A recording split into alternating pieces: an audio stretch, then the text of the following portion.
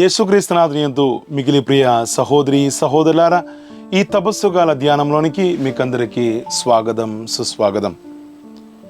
అపొస్తలుల కార్యములు 13వ అధ్యాయం 22వ వచనములో మనం ఈ విధంగా చదువుతున్నాము.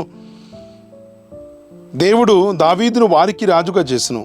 దేవుడు అతని గురించి చెప్పినదేమన, ఇషాయి కుమారుడైన దావీదును నాకు ప్రియమైన వాడవని కనుకొంటిని, ఏలైనా అతడు నా చిత్తమును సంపూర్ణముగా నెరవేర్చునని.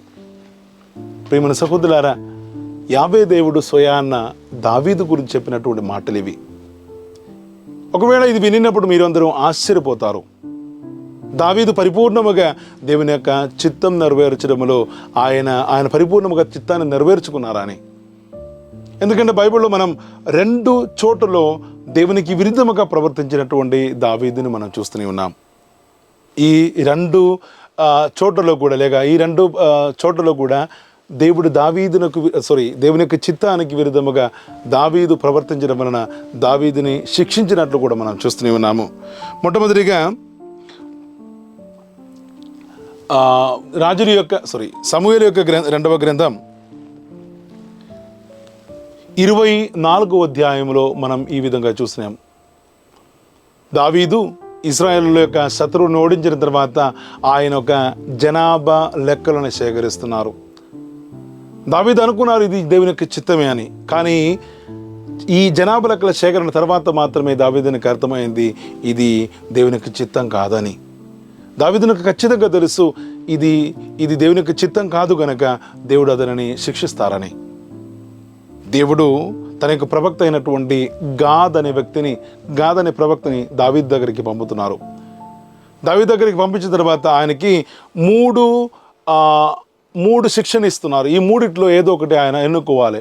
మొట్టమొదటిగా 12 ఏళ్ళు అతని యొక్క శత్రువు ఆయన యొక్క రాజ్యం నుంచి తరిమి కొడతారు. రెండవదిగా 3 సంవత్సరాలు ఆయన ఆ ప్రాంతం అంతటా కరువుని వ్యాపింపజేస్తారు. మూడవదిగా 3 రోజులు అంటు రోగములతో దేవుడు వారిని శిక్షిస్తారు. అప్పుడు దావీదు చెబుతున్నటువంటి మాటలు, ఇతరుల చేతిలో పడకుండా దేవుని యొక్క చేతిలో పడడమే కదా మంచిదని చెప్పేసి ఆయన 3వ శిక్షణ స్వీకరిస్తున్నారు. ఆ క్షణంలో ఒక పెద్ద అంటు రోగము ఆ ప్రాంతం అంతటి వ్యాపించి చాలామంది ఇశ్రాయేలు చనిపోయారు. ప్రజల యొక్క ఈ పరిస్థితిని గమనించినటువంటి దావీదు అంటున్నారు, నేను చేసినటువంటి తప్పిదములకు నా ప్రజలు ఎందుకు శిక్షణ అనుభవించాలి? నేను పశ్చాత్తాపడి దేవునికి యొక్క ప్రాయశ్చిత్త బలిని అర్పించినట్లయితే దేవుడు నా పాపములను క్షమించి నా యొక్క ఈ సమస్యల నుంచి నన్ను కాపాడతారని ఆయన నమ్ముకున్నారు. ఆ క్షణంలో నుండి వెంటనే ఆయన దేవునికి బలి అర్పించడానికి స్థలాన్ని వెతుకుతూ వెళుతున్నారు. అరవన అని ఒక వ్యక్తి యొక్క కళ్ళాన్ని దేవునికి బలి అర్పించడానికి లేక దేవునికి బలిపీఠం నిర్మించడానికి ఉన్నటువంటి చోటుగా దేవుడు ఎన్నుకుంటున్నారు. అరవన దగ్గరికి వెళ్ళి తన యొక్క ఉద్దేశాన్ని తెలియపరిచినప్పుడు అరవన పరిపూర్ణముగా రాజునికి ఇస్తున్నారు. కానీ దావీదురా చెప్తున్నటువంటి ఒక మాట ఉంది.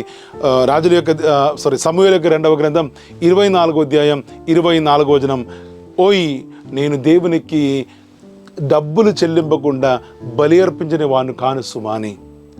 ఆయన ఆ కళ్ళానికి కావలసినటువంటి డబ్బు మొత్తం ఆయన అరవునకి ఇచ్చిన తర్వాత దావీదు ఆ ప్రాంతంలో బలిపీఠాన్ని నిర్మించి దేవునికి బలి అర్పిస్తున్నారు. ఆ బలిని స్వీకరించి దేవుడు దావీదుని యొక్క ఈ శిక్ష నుంచి ఆయనకి విముక్తిని కలిగిస్తున్నారు. ఇంకా 2వ తప్పు దావీదు చేసినది మనం చూసేది సమూయేలు యొక్క 2వ గ్రంథంలోని 11వ అధ్యాయంలోనే.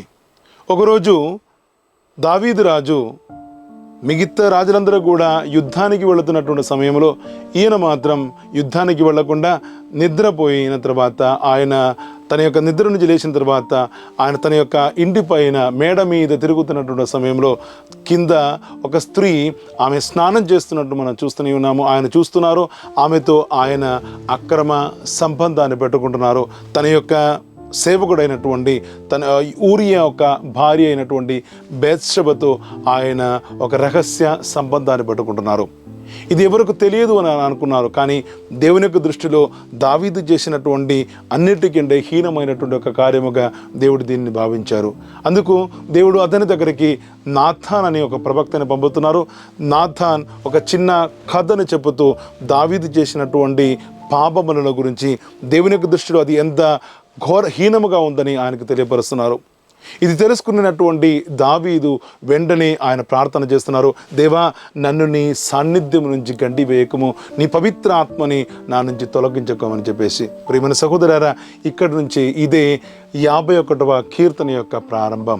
దావీదు తన యొక్క తప్పిదములను తెలుసుకున్న తర్వాత ఆయన దేవుని క్షమాపణ అడిగినటువంటి కీర్తననే 51వ కీర్తన. ఆయన ప్రార్థన చేస్తున్న, దేవా, నన్ను నీ సాన్నిధ్యం నుంచి గండి వేయకము, నీ పవిత్ర ఆత్మని నా నుంచి తొలగించకమని చెప్పేసి. ఎందుకు ఈయన ప్రార్థన చేశారండి? దేవుని యొక్క దృష్టిలో ఆయన తిరస్కరింపబడినట్లయితే, దేవుడు అతనిని తొలగించినట్లయితే ఆ వ్యక్తి యొక్క పరిస్థితి ఏ విధంగా ఉంటుందని కనులారా చూసినటువంటి ఒక వ్యక్తియే దావీదు.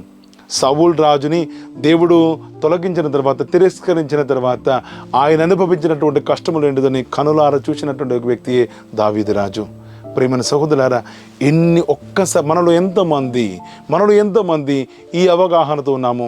మనం చేసినటువంటి ప్రతి పాపములు మన యొక్క జీవితంలో మనం స్వీకరించినటువంటి పవిత్రమైనటువంటి సంస్కారముల ద్వారా మనం స్వీకరించినటువంటి పవిత్ర ఆత్మని మన నుంచి తొలగిస్తున్నామని మనం ఎప్పుడైనా ఆలోచించినామా? దావీదు యొక్క ఈ జీవితంలో, ఆయన యొక్క ఈ మార్పులో మనం 3 ఘట్టాలు మనం చూడవచ్చు. 3 RRRని మనం చూడవచ్చు. ఒకటి, రియలైజేషన్, అంటే అవగాహన చెందుతున్నారు.